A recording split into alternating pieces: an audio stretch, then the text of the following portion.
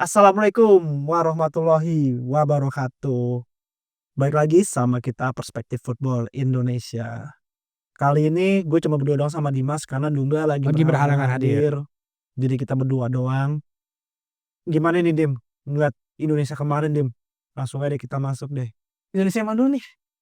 Indonesia senior aja dulu deh. Senior Ntar dulu. boleh kali U23 kita di Boleh, akhir-akhir kali ya pada waktu ya. boleh karena U23 juga ya nanti Tapi kita bahas terakhir. gue kalau mau ngomongin Indonesia nih timnas senior itu sesuai banget apa yang kita omongin di episode terakhir ya. Ya. Karena kan harapan kita berharap Pak Petri kan ngelakuin eksperimen ya. Eksperimen. Karena emang nih waktu yang pas lawan Libanon, Cina Taipei sama Libanon kan. Ya. Buat eksperimen dan ternyata Pak Petri ngelakuin hal itu. Kalau gue sendiri sih gue puas sih ngeliat eksperimennya ya. Ya. Di dua pertandingan itu gue ngeliat ada apa ya, dalam tanda kutip ada dua line up yang berbeda ya, biarpun dengan dua output yang berbeda ya mungkin karena lawan Cina Taipei kali satu ya. Gue tuh berharap banget tuh Kuwait sebenarnya jadi tuh biar berasal Timur Tengahnya kan. Dan juga kita juga penilaiannya jauh lebih bisa mateng karena dua lawannya dari Timur Tengah kan. Nah karena kan si Arab Saudi itu kan juga sparringnya sama Ceko, satu lagi gue lupa tuh Oh iya kemarin sama Ceko seri ya. sama Ceko seri itu yang rame Irak sama Thailand kan yang Iya, si yang Canatip Canatip tendang. di gebok. Terus apa Roteng tuh pemain UFC Oh iya itu di langsung bilang gue mau main di timnas tuh. Tuh, sih emang itulah kalau misalkan main sama tim Timur Tengah, Ya, resikonya kayak gitu dan gue yakin itu bakal kita hadapin besok sih. udah pasti. Udah pasti. Nah, lu sendiri gimana nih, Dim? Melihat timnas Indonesia.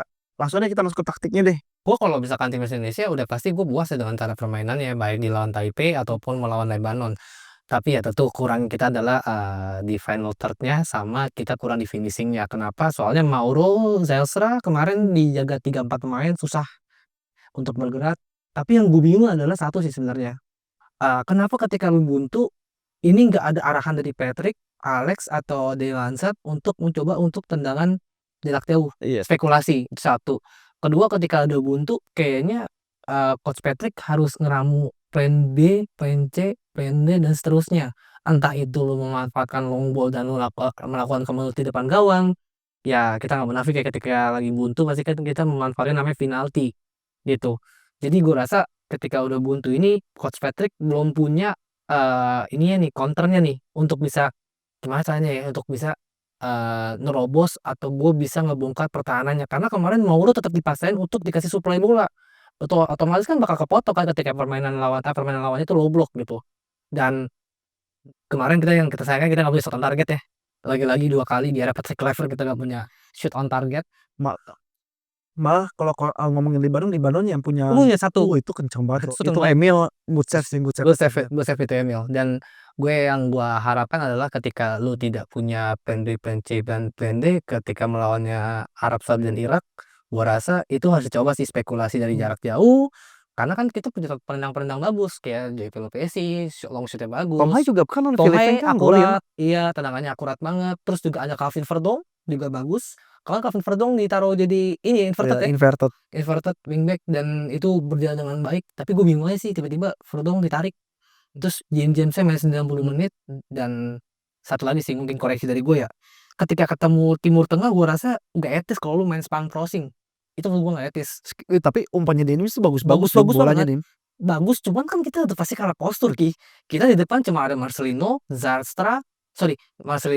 Yonathans, ada Mibowo kemarin dan itu kan posturnya kan jauh di bawah pemain-pemain Lebanon. Jadi gue rasa kalau untuk ketika lagi deadlock seperti itu Coach Patrick kayaknya lebih lebih apa ya better untuk kayak Kevin Dix melakukan akselerasi atau overlap ke depan dan manfaatkan ini sih kemulut depan lawang dengan mengutamakan long ball ya atau spekulasi dari jarak jauh sih ketika lagi deadlock.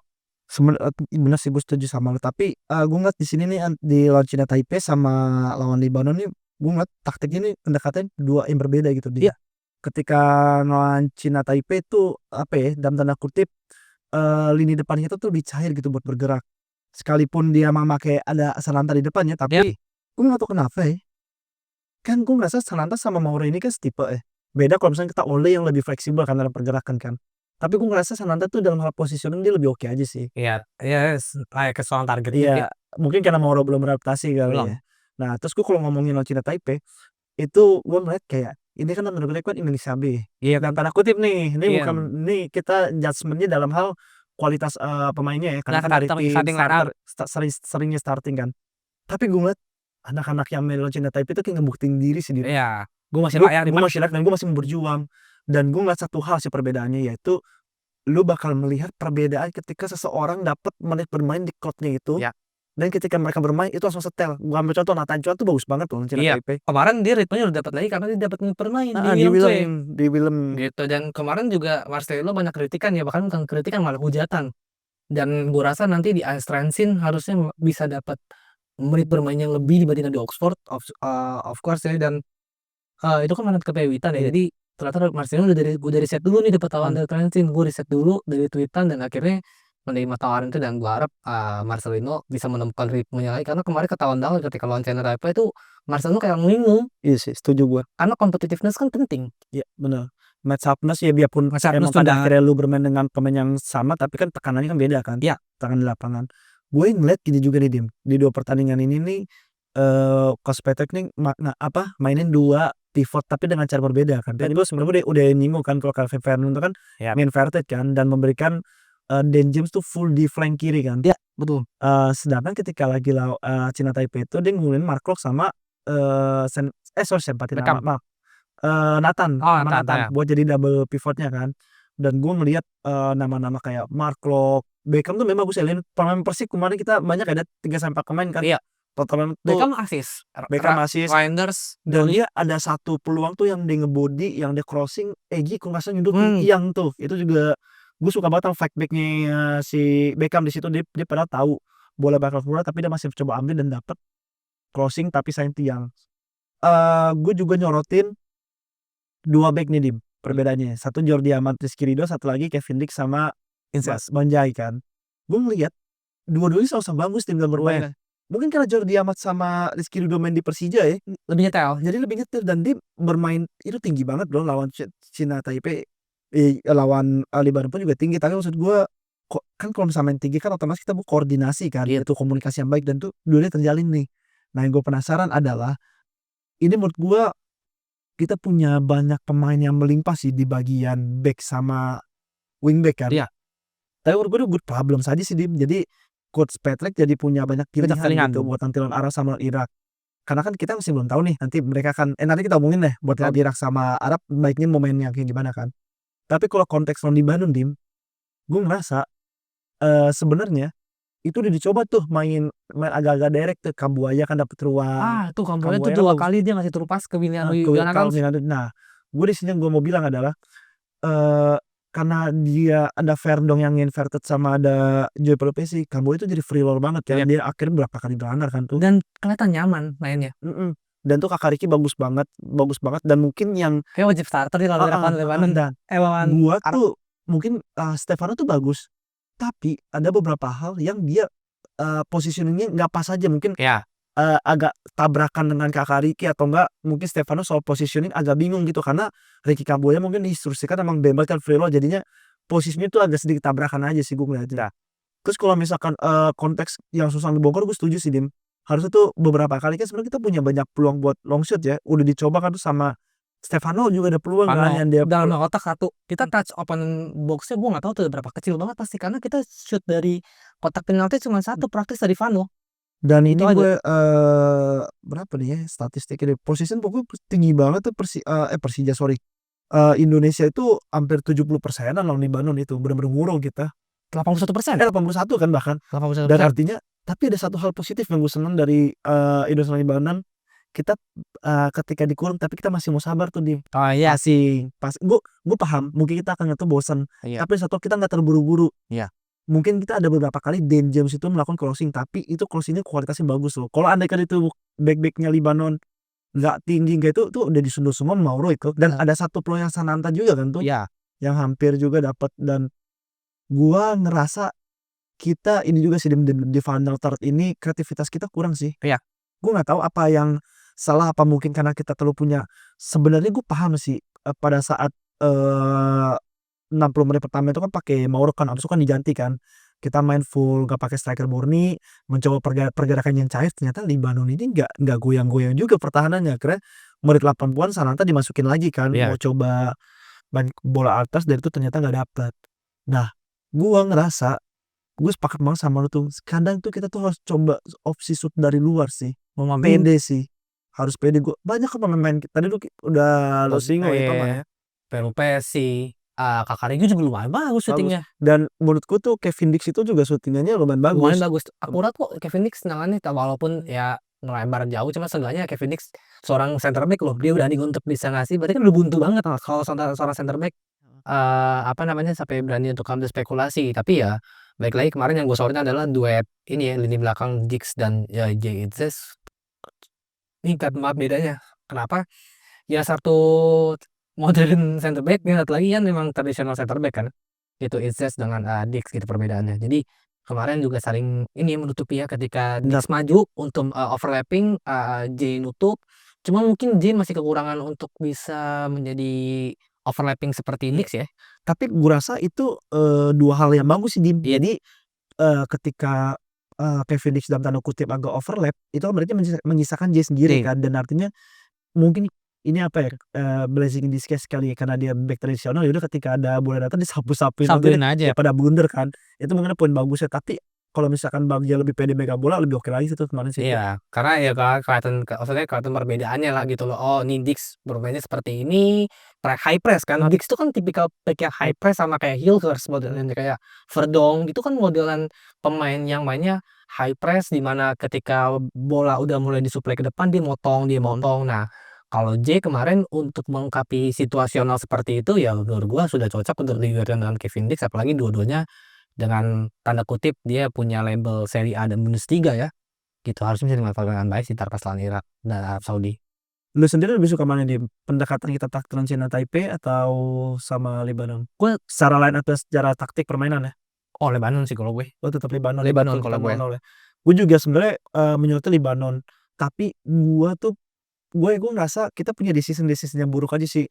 Mirina Jonathan tuh bagus Bagus. tapi ada beberapa part yang dia malah ngedelay. Salah satunya tuh yang di umpan sama Ricky Kambuaya, dia malah ngedelay nge-capping begitu. Sebenarnya tuh bagus pemain. Bagus banget, dan dia Itu masih 21 tahun nih Dim. 21 tahun, dan Mirina Jonathan kan awalnya kan subs aja di Utrecht, cuma kan dia juga banyak bermain juga. Jadi gua harap nanti di round 4 pun Jonathan bisa memberikan permainan terbaiknya dengan sama seperti dia waktu main di VTC dan main di Utrecht gitu. Karena ya awal-awal lah masih canggung kali ya. Iya Mungkin dia benar. masih kagok juga lah dengan penyesuaian. Tapi hitungannya adaptasinya cepet loh seperti itu gitu menurut gua. Dan gue juga masuk kenapa gue suka sama Lebanon juga karena kita nguasain pertandingan dia. Ini ball position 81 bukan cuman muter-muter, tapi dalam hal kita ngepres. Kita juga ya di luar nggak dapat on target ya. Kita bener ngurung gitu, cara pressingnya jalan. Tinggal jadi PR itu tinggal di bagian finishing sama decision. Iya. Yang gue sayangin cuma satu sih di Lebanon. Lebanonnya udah berani bermain ngepres kita. Jadi gue nggak tahu nih kalau andaikan Ketemu yang ngepresnya kencang, apakah pemain kita bakal senyaman kayak gini? Itu doang permasalahannya. Makanya gue tuh aduh coba ketemu Kuwait tuh enak tuh. sebenarnya ini sih timing utamanya adalah ketika kick off babak pertama tuh langsung ambil inisiatif serangan, itu menurut gua bagus. Lu langsung control the game, itu bagus banget menurut gua. Udah keputusan yang tepat, cuman mungkin ya finishing aja ya. Dan konsisten bener-bener gurung ya Calvin Verdong ngelakuin tugasnya dengan tuh orang emang terlalu bagus ya. Bagus banget. Dia bener-bener gila, dan inverted sebagus itu loh. Menurut gua Verdong itu gua udah gak tahu lagi kapasitas dia, menurut gua kebagusan buat Dan Indonesia. gue senengnya ketika lawan Libanon, ketika kita kan ada beberapa part yang diserang, itu setback kita langsung jadi 5 tuh. Iya. 5-4-1 kita defense itu. Kevin Pedro sejajar sama Bang Jay sama Dix, dia aja langsung biasa kan di sisi kirinya. Cuman ya itulah, kalau dari gua negatifnya cuman lu kenapa gak berani untuk shooting dari luar kotak, sama ya paling untuk bisa ngebongkar pertahanan lu menciptakan ke mulut, kayak dengan long ball cukup efektif sih harusnya. Dengan kita punya Kevin Dix yang bisa overlapping sampai depan, itu bisa menciptakan keramaian di dalam kotak penalti, dan kita punya JIZ atau Verdong yang gantung di belakang. Menurut gue itu salah satu taktik yang bisa dicoba sih nanti kalau misalkan kita ketemu tim yang seperti itu lagi. Kalau lu siapa nih yang lu suka dari pemainnya? Misalkan lawan China Taipei dulu deh. Kalau China Taipei gue suka sama permainannya si Reinders. Reinders bagus sih. Sorry deh gue potong, maaf. Itu di PSSI Zwolle dia main posisi di situ apa dia di full kanan sih, Dim? sebenarnya tuh, Dia Rangers winger apa? Kan winger kalau tuh misalkan awalnya di winger lawan kiri. Cina Taipei kan nomor 10 kan? Iya, kalau waktu di Zwolle itu Reinders itu main di posisi winger kiri awalnya 2-2-2-3. Terus dia coba dicoba di, posisi wingback. Nah, dijadiin fullback, akhirnya wingback, akhirnya coba sayap kanan, terus kemarin coba lagi untuk main free roll, ganti posisi Marceng, dan menurut gue ya posisi terbaiknya adalah dia menyerang sih posisinya. Nggak bisa jadi wingback tuh dia atau fullback dia payah menurut gue karena secara body dia kalah, secara sprint dia kalah, tapi secara taktik untuk dia passing, Iya. untuk dia bisa ngumpan ke final third atau dia mencoba melakukan tembakan dari luar menurut gue itu bagus Reinders. Reinders ya, teknisnya bagus sih, first touch-nya bagus. Bagus. Gue suka sama, kalau Reinders gue tuh suka sama Nathan sih, menurut gue Nathan Nathan terus dia ya. ada beberapa part yang dia menangin bola, duel once kan, terus habis itu dia intercept-nya, terus juga dia udah mulai apa ya, menemukan ketenangan ketika kita pertama kali kenal sama Nathan lah. Oh iya Nathan versi U23 kemarin Iya ya. iya, itu persis kayak gitu Iya, tuh. iya, benar benar benar. Dan itu udah ya gue dari situ mikir, "Wah gila ya, minute play sepenting ini ternyata buat Iya. ngembaliin kepercayaan diri kan." Karena kan ketika lu main absen sekali, absen 2 kali, absen 3 kali kan lama-lama football IQ kan roaming terus nih di kepala gitu. Jadi kan kita juga butuh menit bermain ya itu. Karena football IQ lama-lama kalau lu nggak main ya loading lagi dari awal. Iya Football IQ bener, pasti kan turun, lu coba aja lu nggak main. berasa lah pasti.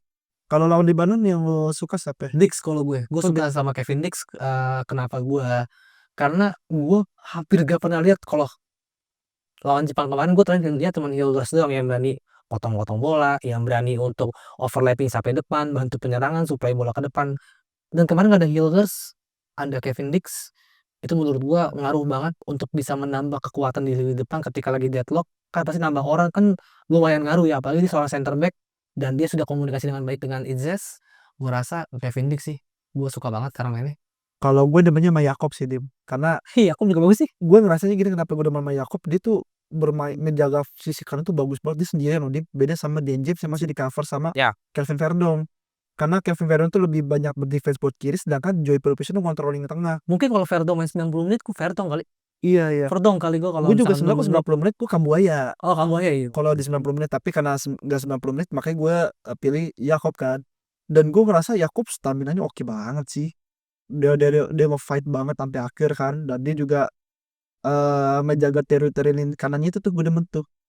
Yap. Buat ngejaga batasan-batasan biar pemain Libanon nggak banyak masuk gitu dari sisi kanan Indonesia. Terus lu berkaca dari 2 pertandingan ini Dim, gimana nih kita nih buat ngadepin Irak sama Arab Saudi nih Dim? Bisa menang atau enggak? Kalau bisa menang atau enggak ya pasti gue yakin sih bisa menang atau enggak, karena dengan permainan seperti kemarin harusnya pemain juga belajar banyak, terus juga evaluasi, entah itu evaluasi diri sendiri atau evaluasi tim kepelatihan terbaik. Ya emang tim kepelatihan Iya, terbaik yang bagus dong. Iya, tapi kan waktu itu kan di postnya pas belum tanding. Iya. Dan gue rasa untuk ini evaluasinya lawan Irak, lawan Arab Saudi nanti bisa menang atau enggak udah pasti gue yakin bisa menang. Optimis dulu aja, walaupun gue sekarang optimis dalam keraguan, tapi saya optimis dulu aja. Yang pasti dievaluasi adalah finishing tadi sih, udah pasti dia bakal dievaluasi sama tim kepelatihan, dan pemain juga pasti belajar banyak tentang, "Oh gini ya gue ketemu lawan yang low block." Kayak gitu. Itu tuh yang gue khawatir itu. Gue lagi ngeliat jadwal dulu nih. Jadi kita tuh match pertamanya itu kita lawan Arab dulu. Iya. Habis itu kita lawan Irak, dan terakhirnya Arab lawan Irak. Iya, Bang. Gue nggak ada permainan sabun di sini nih sebenarnya nih Dim. Makanya kita harus minimal satu yang Satu ngantongin, menang satu nih. menang. Gue ngerinya dulu kalau misalkan kita ada seri dua-duanya tuh, dia Ya. mainin sabun kan. Itu. Iya. Kalau gue ngerasa nih gini sih Dim, Irak itu bagus secara speed, secara teknis dan sebagainya kan. Kalau Arab itu kokoh persis kayak Libanon, kayak gitu tuh. Tapi yang gue rasa penting juga ya buat kita ngadepin lawan Irak itu dan Arab Saudi kan hostnya kan. Iya, harusnya bener. Bagaimana kita tuh lebih pede lagi sih. Menurut gue manajer Irak tuh bagus, tapi dalam artian dia juga harus lebih mematangkan ketika lagi harus take on kayak gimana, atau lu harus Iya sih. gak usah dipaksain lah. Berarti composure-nya harus ditinggiin lah, ketenangannya. Terus gue juga yang gue waspadain juga ini sih Dim, kita tuh kadang masih kurang bagus ketika lagi transisi bertahan sih. Beberapa kali di Badin tuh dapat tuh, dan itu bahaya banget. Siapa pemain Irak yang ke Como? Oh, Ali Jasim. Ali Jasim itu demen Itu banget licin bola. banget itu licin banget Itu ya. bola Lu cuman Irak itu kan berapa kali, dapat Ali Jassim tuh gol-golin di Irak itu kan dari midfield dipasih ke dia, gocek Iya. 1, 2 orang shoot gol. Dan itu bahaya banget kalau kita kasih space ke dia, dan kita tuh kemarin agak sedikit, tertatih-tatih ketika Persita gagal dan Hmm. ketika transisi bertahan. Itu tuh poin yang perlu dievaluasi sama Coach Patrick sih menurut gua, terutama buat lawan Irak ya. Kalau buat lawan Arab yang gua juga, sorotin, gimana caranya ketika kita nggak bisa maksimalin low block sih. Iya. Itu penting banget sih. Karena kalau ketika ketemu lawan yang low block, itu lu pasti akan Arsenal aja pernah nggak shoot on target lawan Newcastle, gue masih ingat karena Newcastle memang low block banget gitu. Dan ketika apa namanya nggak ketemu shoot on target ini, ya berarti kita harus punya ancang-ancang atau percobaan spekulasi dari luar kotak sih, menurut gue sih gitu ya, gitu. Oh ya, dia si Arab lawan Ceko tuh seri 1-1 ya. Dia lawan Iya. satu lagi lawan Macedonia. Irak Menang. itu menang 2-1. Irak itu lawan Hong Kong menang 2-1, lawan Thailand menang 1-0. Iya. Tapi yang unik itu ya, Arab lawannya Ceko ya, Oh lawan ya, tim Eropa. Mungkin Latin ada Indonesia absurd ya. enggak, mungkin Latin Indonesia nih kayak rasa Eropa nih. Biar Iya. berasa kali ya. Oh iya, bisa juga tuh. Tenis-tenisnya tuh. Kan mungkin mikirnya Arab, wah taktiknya taktik Eropa nih, Indonesia nih, Coba kali ya. coba kali lawan Ceko, mungkin kepikiran gitu. Tapi satu sih Ki, mungkin yang gua kemarin kan gua mintanya kan untuk Coach Patrick nggak mainin full tim kan. Mungkin di analisa gua adalah kenapa Coach Patrick kemarin yang lu bilang harus bereksperimen gonta-ganti starting line up buat mencari pakemnya, mungkin juga untuk tidak bisa dianalisa dengan gampang Iya, sih itu pemain-pemainnya. karena aku yakin kemarin tuh semua tim analis Arab Saudi sama Irak nonton Nonton pasti. Indonesia mainnya kayak gimana. Dan kita kan juga punya menurut gua pemain kita tuh untuk national call up-nya atau national pool-nya tuh kita banyak banget pemain yang bisa Iya, dipanggil dibandingkan Arab dan Irak menurut gua. Jadi nanti ngeraciknya lagi gua rasa jauh lebih enak sih karena pertama kita pasti nggak bisa dibata-batain deh. Nah, gue juga ngeliatnya gini, Dim.